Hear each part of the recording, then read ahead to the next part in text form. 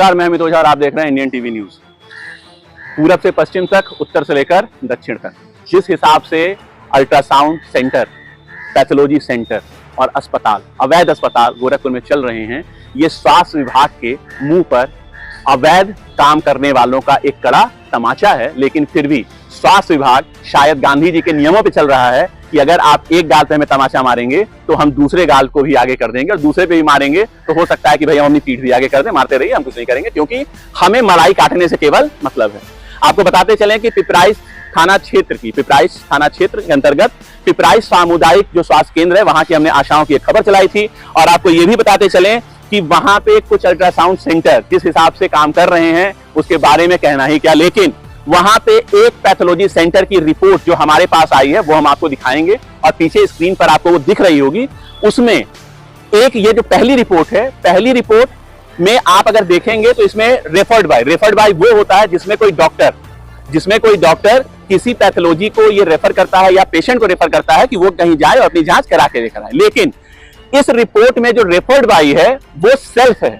लेकिन सेल्फ भी कोई बड़ी बात नहीं है।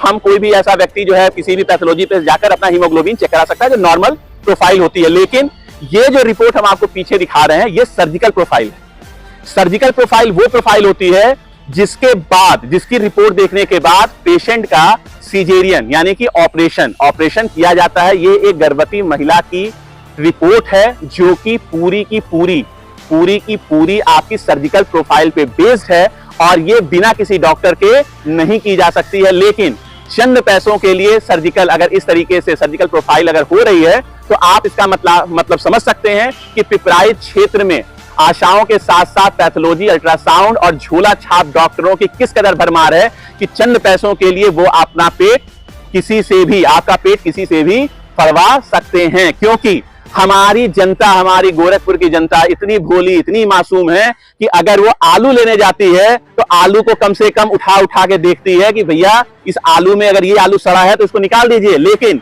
जब वो डॉक्टर के पास जाती है 500, 1000, 2000, 10,000, 15,000, 20,000 रुपए खर्च करते हैं तो वो एक बार ये नहीं पूछते हैं कि ये वाकई डॉक्टर है या नहीं है, या सिर्फ एक सफेद कोट और गले में स्टेथोस्कोप लगा के ये बंदा जो कुछ महीने पहले तक किसी डॉक्टर के वहां कंपाउंडर का काम करता था, आज वो खुद गले में स्टेथोस्कोप लगा के डॉक्टर बनकर बैठा हुआ है। और इसमें सबसे ज्यादा जो योगदान है वो वहां की भोली भाली जनताओं को गुमराह करने वाली आशाओं का है, जो अपने महिला होने का लाभ उठाते हुए ऐसी महिलाओं को भ्रमित करके ऐसे अस्पतालों पर लेकर जाती हैं जहां एक सिजेरियन के बदले उनको 4,000 रुपए तक का कमीशन दिया जाता है।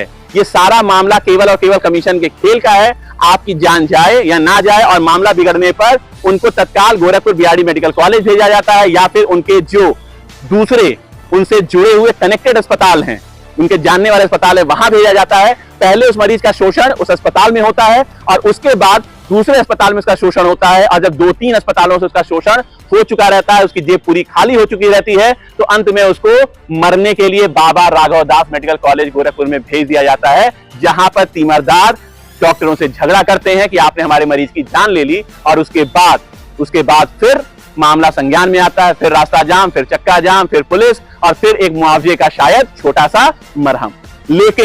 लेकिन ये जो आशाएं हैं, ये खुद एक महिला है। एक महिला के साथ इतना गलत कैसे कर सकती है, और शीशे के सामने खड़े होकर अपनी आंखों में आंखें कैसे डाल लेती है, क्योंकि उनके घर में खुद के बच्चे हैं।